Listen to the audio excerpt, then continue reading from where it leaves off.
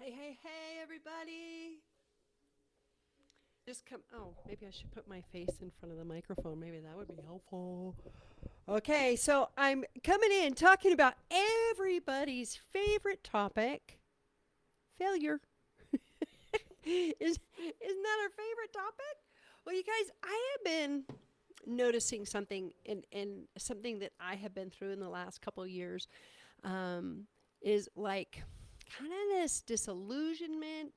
If I haven't sort of achieved the dream yet after 30 years, maybe I should give up. Or for some people, it's more severe than that. It's like, screw it, I want out of here. This is too hard. Um, and the truth is that we all have kind of funny relationships to failure, you know? Um, and I'm here, I want to offer like a whole different lens. By the way, stay on if you're just dropping by, stay on because I created something. I got this download the other night and I just created this whole um I would call it an infusion, a very deep process, a 25-minute process that helps to metabolize the wiring created from what you perceive as a failure in your life and to actually get the gift of it and actually allow it to help you grow. How cool is that? How does it get better than that? So stay tuned. This is going to be super quick, maybe about 15 or 20 minutes, but I promise you, if you have had um, not a great relationship to coming up short or to mistakes or what some people call failure. It's interesting though because I think a lot of people are getting good at the talk. Yeah, failure's just feedback, you know. But literally their whole systems are shut down and they're not reaching in the way that they used to reach before. Hey, thank you, Natalie. Hello. I'm so glad to be talking about this too because this is something that I think I see a lot of people, a lot of coaches in the industry speaking the speak. And what I notice is they have just like kind of these little proverbs that they give. But I actually haven't seen anybody create really good tools for getting to the other side of it. Because the truth is that what we perceive as failure, most of us have that connected. Hey, Marion, most of us have that super connected to death. Failure equals death, you know? So, in olden days, if I ate the wrong berry, fail, I die. Right? If I was at the wrong place at the wrong time. So, in our neurology, even if you don't think failure is this, it's connected somewhere down the line to death. So, when we experience what we would call a fail or a coming up short, that isn't how I wanted it to go. Like my father um, was a great proponent for possibilities, but he was also somebody who always was raising the bar. If I came home with straight A's, he'd ask me where the A pluses were. Anybody have experiences like that? So I actually don't have a really good frame for success because my frame for success is like perfect. If it doesn't match my vision perfectly, then I failed. And in fact, there was sort of this feeling in my family. It's never said out loud, but it's like if you can't be the best, don't even get on the field. So there's other people who are like, yeah, I don't have anything on failure, but they're actually not getting in the game. They're actually not showing up on the field. They're not putting their best foot forward. They're sitting back, right? They're sitting back, choosing making safe choices. So if you don't think you're afraid of failure, but you're making a lot of a lot of safe choices, you're afraid of failure. Just saying. Maybe not consciously, but in your neurology, your system is trying to keep you safe. So when we experience something that we perceive as a failure, um, the hardwiring, the decisions that we make in those experiences are oftentimes up to 10 times stronger than just normal beliefs that get formed because our brains have a negativity bias because our brains are always sorting for danger based on our neurology. Now, if you've been following me for a while, I help people shift that. I help people get sticky for the positive. But for most of us, we're always on alert for what bad thing can happen. And so if the bad thing actually happens, there's this whole thing that comes in and it's like, see, told you so. See, told you. You shouldn't have tried that. You shouldn't have done that. Right? So what I find is that even though people may be doing the work, or maybe they have a coach or going to the workshops, but they're not really going for it still. They're disillusioned. They may even feel like they're a failure of personal growth. I have this term, I call it the walking wounded of the workshop world. Is people are going from workshop to workshop feeling like, why is everyone else getting this? What's wrong with me? And what's true about that is that it's possible that you haven't chosen it yet. But more than likely, you went to a training or a workshop that didn't address your specific thing about where you're stuck. So what I mean by that is a lot of programs are mindset based. Well, if it's stuck in your neurology, you're in trouble. If you maybe have done somatic work, but you haven't addressed the nervous system, or you might not have addressed beliefs. So most people out there are teaching one line, one modality. Like there's people that just teach energy, right? Just clear the energy. It's fine. But actually, we're physical, emotional, mental, and spiritual beings. And so we have to do work on every single level. It's just quite possible that you're not quite, you're developing something. There's a bigger picture that you cannot yet see. So one of the things, and I'm going to get to that in a second, but one of the things that I have discovered for myself and also with my clients is that it's not even a belief about failure. It's actually the missed, excuse me, the missed mark is more about the body, the neurology saying, I'm not safe. If I try, I'm going to die.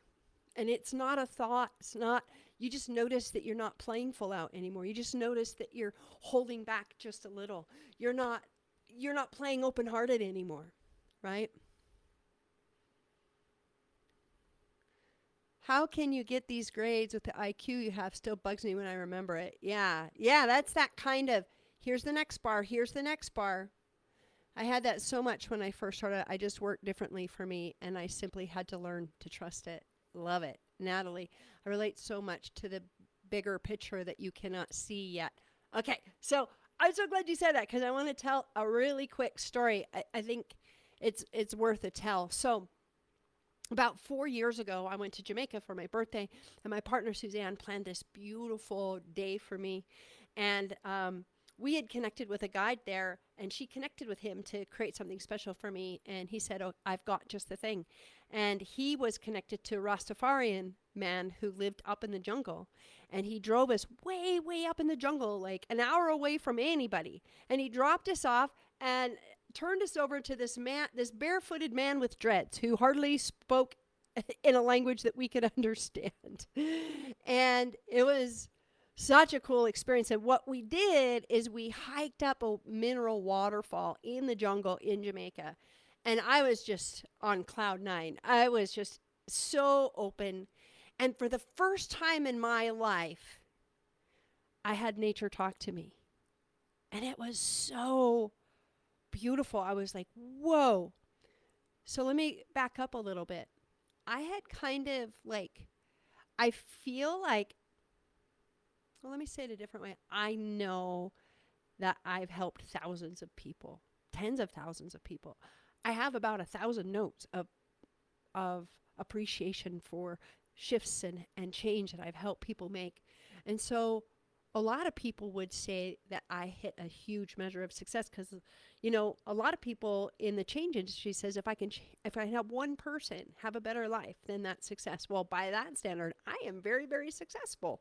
But given like my higher standards, I felt like, not that I need to be a household name, but I just felt like I would have a different level of impact and visibility by now. And so slowly I was not playing as big. Slowly not paying quite as big.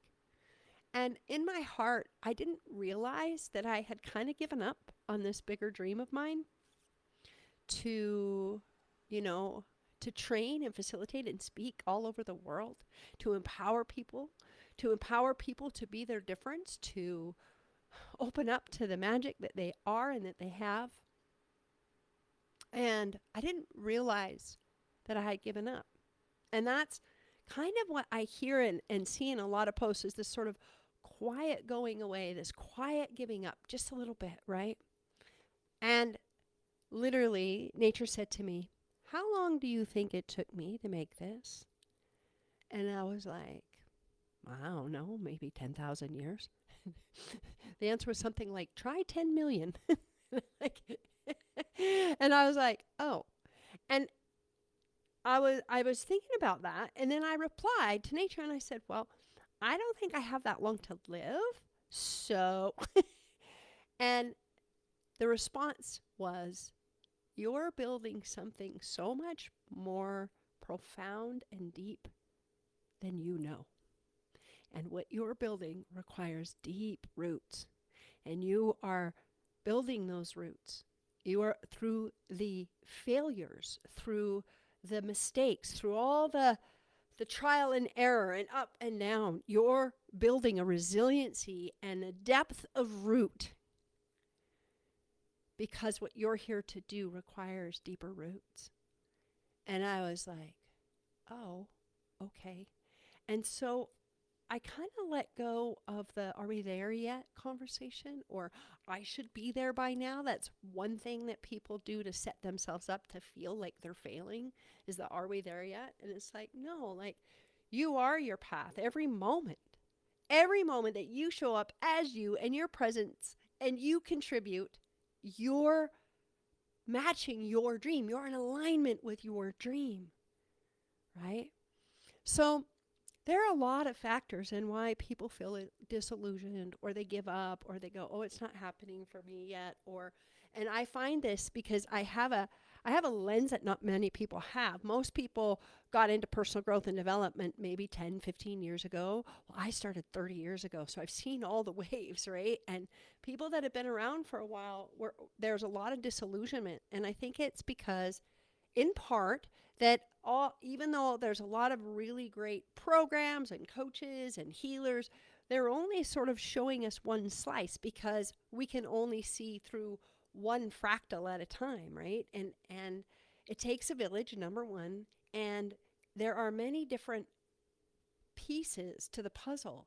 And part of what we go through, and unfortunately, we live in the McDonald's age. We live in fast food. If it doesn't happen really fast, I mean, the slick marketers out there, 6 weeks to six figures. And personally, I don't know anybody who that's happened for, even the people who preach that. And I know, I know behind the curtains, right? Like, we are, and then we compare ourselves to that, and that becomes a place where we feel like we're coming up short over and over again. So I want to give you a tool right now before I go on. I want to give you some juicy stuff. This tool is something that I've been practicing, I don't know, maybe for about 6 months. I've had my groups practicing it, and it's a tool I got from Don Sullivan, and it's stupid simple. It is so dumb, but it actually begins to rewire, because mostly what perfectionists do at the end of the day is we go, "Oh, I didn't do that. I didn't do that. I didn't do that." And so that negativity bias is showing us where we came up short, even subtly, even subconsciously. And so every night I just put 3 wins. These are my 3 wins. And then I go, "These are the wins I'd like tomorrow." That's it. And it's crazy how amazing it works. I've had people completely change their clients, completely change their negativity bias. It's really beautiful. It's a very, very cool tool. Now, for some of us that are a little, I don't know what I would call me, but I think that I teach because I need to learn. The teacher generally gets the deepest learning. But I think that I have failed more times than I've succeeded in my life. I've fallen down more. And the only difference is I get up more than I fall down. That's the biggest thing. I get up more than I fall down. And I just keep doing that, right? So that's a great little tool for you. And as I said, I've got a free gift for you today that you're going to love, because as I've been looking at this and as I've been looking at how can we re-engage, how can we connect back into that dream and let go of all of the neurology, all of the I'm going to die stuff, so that I can like move forward in the direction of my dream. Yay, gimme. uh, you know what? At times like this, Marion, your impatience is really delightful. Uh, it takes time to build something beautiful and sustaining and long lasting. And the other thing, Natalie, is that I think that part of what's happened environmentally is we haven't created with nature. We've created against nature. We've forced agendas. And I think that as we kind of come into resonance with nature, we don't need to force agendas. We know that we're creating with nature. And because we're creating with nature, we go through cycles, don't we? Yes, it takes time to build something beautiful and sustaining. Knowing the backstage always helps. Yeah. Okay. Oh, I shared that with your hubby. Yeah, yeah. You do that pretty often in addition to daily gratitudes. Yes. Yes. Love it. Resonance with nature. Thanks.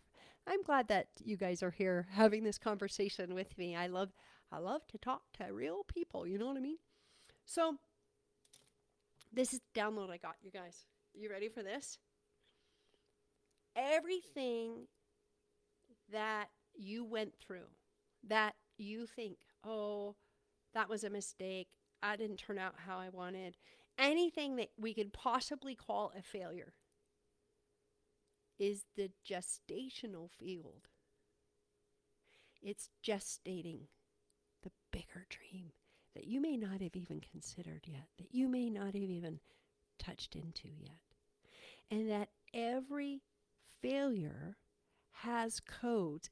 Failure is actually a much more potent form of training than anything else. And very few of us got that education.